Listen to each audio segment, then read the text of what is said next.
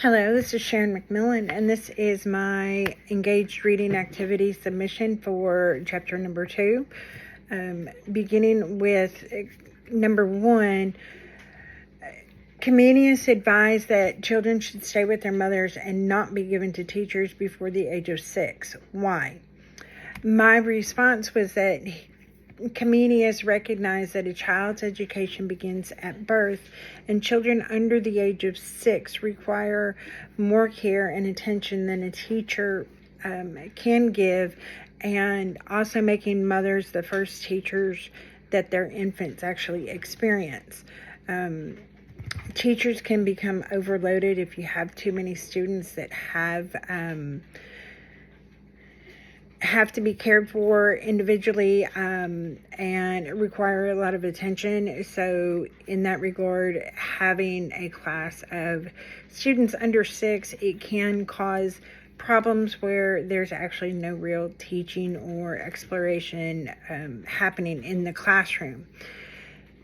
This early education that mothers would provide their children was also recognized as the beginning of the equality of opportunity. This attention from Comenius on the children's early beginnings of what helped to provide a cornerstone in our modern day preschool curriculum.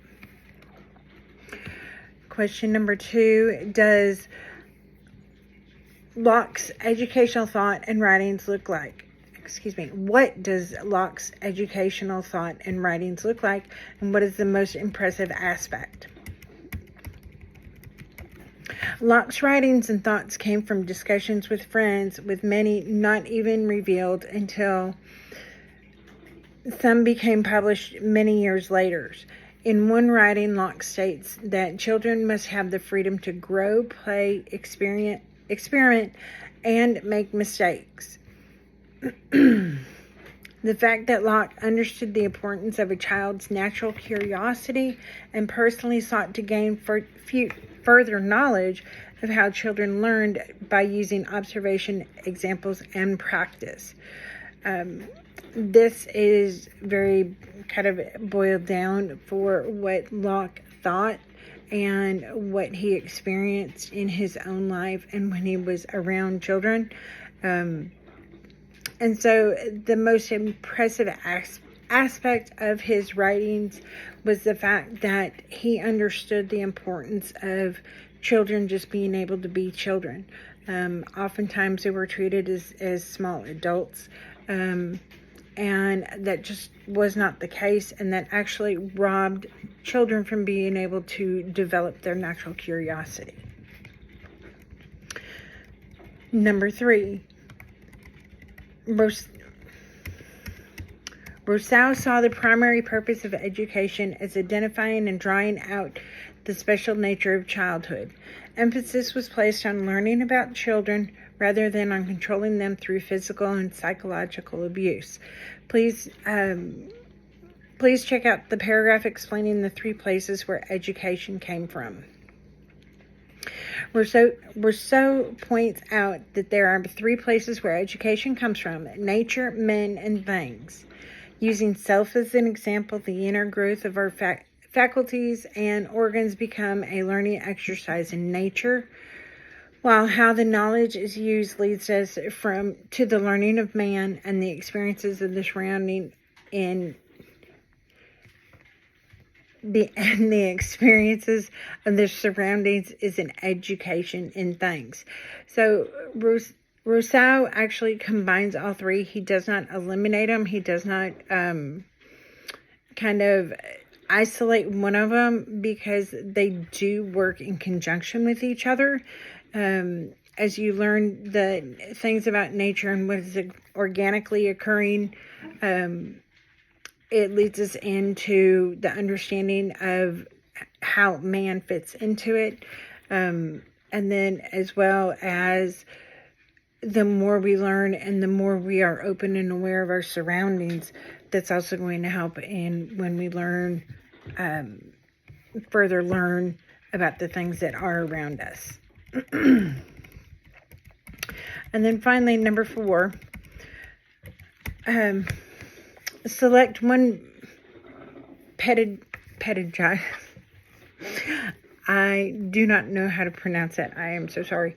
That Pistazzoli emphasized and described your own opinion on how it influenced the current educational policies or philosophy. Pestalozzi believed that in having each subject taught by a specialist, it would utilize the cornerstone of teachings of observation and language and provide guidance for the student to learn in the best way for them. These subject specialists often offer some structure with the repetition on specific times for each class. When we fast forward to our modern day, this is what you basically will find in any high school. You have teachers that are going to specialize in one content area, even if they may be teaching across several grades, but they are going to bring their knowledge and their experience to challenge the students' abilities, and also have the students encourage the students to try to expand and grow those abilities, while they're also teaching according to a similar structured schedule, much like what Pistazzoli referred to. While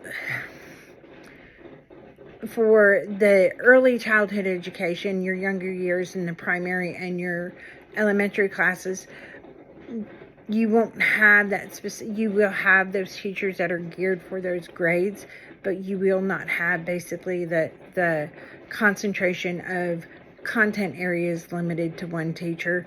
Usually they don't start switching classes or having more than one teacher until they're usually second or third grade.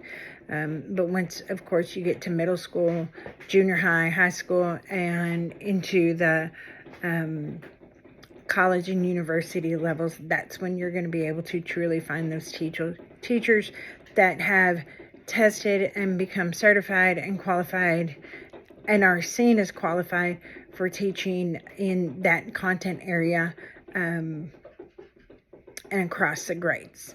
So there is my submission. Thank you so much. Have a good day.